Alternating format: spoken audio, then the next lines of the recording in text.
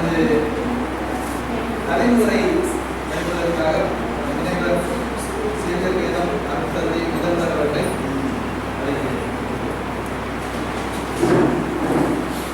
அன்பிற்கு மாசத்திற்குரிய ஆசிரியர், அதாவது இந்த நிகழ்வுகளுக்கெல்லாம் ஒரு ஆள் வேணும், முக்கியமான ஒரு ஆள் வேணும். இந்த ஆளுகள் என்ன நடந்த ஜான் ஜோசப் சார் தான் வந்து கல்லூரியில் இருக்கக்கூடிய ஆசிரியர்கள் ஒரு சிறந்த ஆசிரியர் நான் சொல்லுவேன். ஏன்னா ஒரு டாக்டர், அதாவது சோஷியாலஜி, சோஷியல் ஒர்க் எல்லாம் முடிச்சுட்டாரு.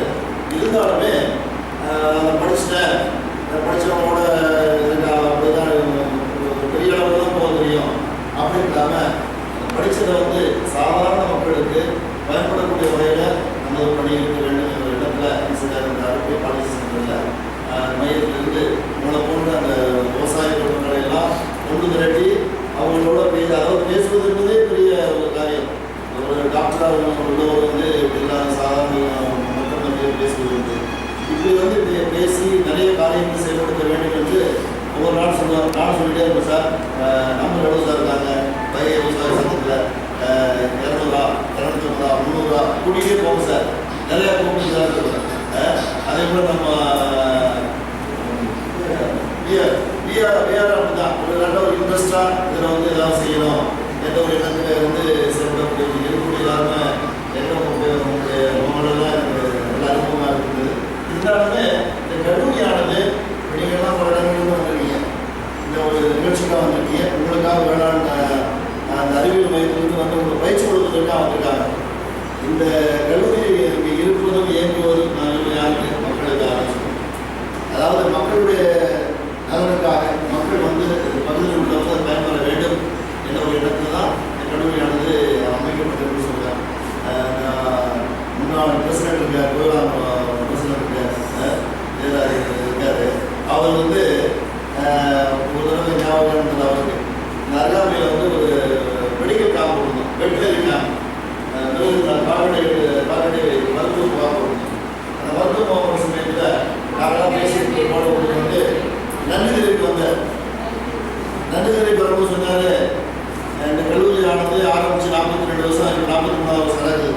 கல்லூரி ஆரம்பித்த சமயத்தில் நாங்கள்லாம் என்ன செஞ்சோம், இந்த கல்லூரிக்கு வரக்கூடாது அப்படின்னு என்ன செய்வோம், அவங்க வந்து காம்பவுண்ட் போட ஆரம்பிப்பாங்க, நாங்கள் தட்டி கொடுக்குற ஆற்றுல போய் ஏதாவது கட்டடம் கட்டுவாங்க, நாங்கள் போய் ஆளுநர் வச்சு போய் இடிக்கணும்னு சொல்லி இடிக்கிறோம். ஏன்டாண்டா ஏன் செஞ்சோம்னா சொல்கிறார், நாங்கள் தான் கருமசாமியை கொண்டுருக்கோம், இங்கே சேசாமியை கொண்டு கும்பிடுறவங்க இங்கே வந்து இந்த கல்லூரி ஆரம்பித்தாங்க அப்படின்னு சொல்லிட்டு என்ன செஞ்சாங்க, நாங்கள்லாம் வந்து எங்களெல்லாம் மதம் மாற்ற போகிறாங்க அப்படின்னு சொல்லி செய்தோம்.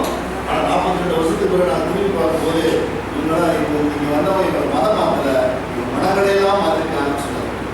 எங்கள் மனங்களையெல்லாம் மாற்றி நாங்கள் வந்து எங்கள் பிள்ளைங்கள்லாம் படிப்பதற்கு எங்கள் பிள்ளைங்கள்லாம் வந்து இந்த கல்லூரியில் சேர்ந்து ஒரு நல்ல ஒரு மனுஷ அப்படியே இருக்கோம். எங்கள் பிள்ளைங்களெல்லாம் நல்லா ஒரு நன்கு கற்றுக்கொண்டு வெளியில் சென்று நல்லா சம்பாதிப்பதற்கு இந்த கல்லூரியானது பல வகைகளிலும் உதவியாக இருக்கின்றது, எங்களை மனிதர்களாக மாற்றியிருக்கின்றது என்று சொன்னது உண்மையிலே எனக்கு ரொம்ப மகிழ்ச்சியாக இருந்தது. நான் மட்டும் இல்லை, அதை வந்து எங்கள் ஃபாதர்ஸ்லாம் கேட்டு ரொம்ப ரொம்ப பெருமைப்பட்டாங்க.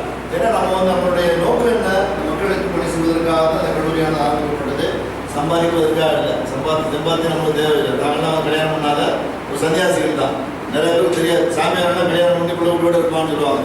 ஆனால் இப்போ நாங்கள் வந்து இந்த கல்லூரியில் நடந்தக்கூடிய குழுக்கள் கத்தோலிக்க குழு, கத்தோலிக்க சாமியார் தான் டோன்ட் கெட் மேரிட், கல்யாணம் பண்ண மாட்டோம். எங்களுடைய அதாவது நம்ம இருப்பதை வந்து மக்களுக்கு பணி செய்யணும் என்ற ஒரு இடத்துல தான் வந்திருக்காங்க. அதாவது இப்படிப்பட்ட ஒரு செயலை வந்து இந்த மக்களுக்கு பயன்படக்கூடிய வகையில் ஏதாவது சொல்லிக் கொடுக்கணும், அந்த அவங்க அதை கற்றுக்கொண்டு நல்ல முறையில் வாழ்க்கை முன்னேற வேண்டும் என்ற ஒரு எண்ணத்தில் ஆரம்பிக்கக்கூடிய இந்த ஒரு நிகழ்ச்சியை நான் மனதாக பாராட்டுகின்றேன்.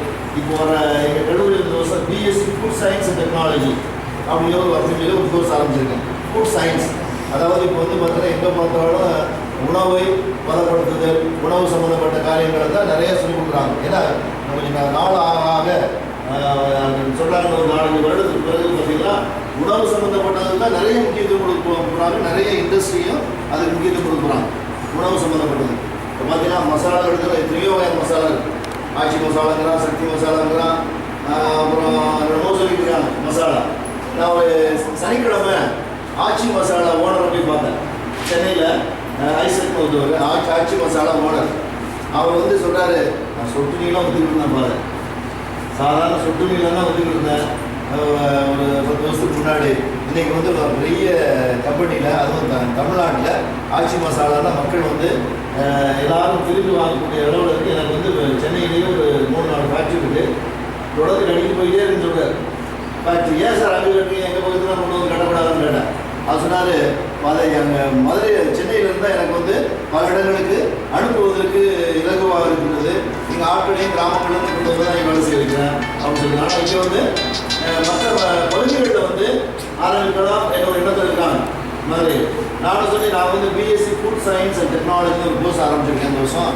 அந்த கோர்ஸ் வந்து நீங்கள் மாணவர்களுக்கு நீங்கள் பேசணும் அப்படின்னு உடனே சொன்னார், பாரு அந்த கோர்ஸ் படிக்கிற பசங்களெல்லாம் நீங்கள் உடனே அனுப்புங்க, நான் உடனே வேலை கொடுக்குறேன். ஏன்னா இது வந்து எப்படி வந்து ப்ரிசர்வேஷன், எப்படி வந்து அந்த பதப்படுத்துதல், அதை பற்றி நிறைய சொல்லிக் கொடுப்பாங்க. எந்த ஒரு பொருள் எடுத்தாலும் அது ஒரு மேங்கோ, அதாவது ஒரு மாம்பழமாக இருக்கட்டும் அல்லது ஒரு தக்காளியாக இருக்கட்டும், அதை எப்படி பதப்படுத்தி அதை எப்படி அதை வந்து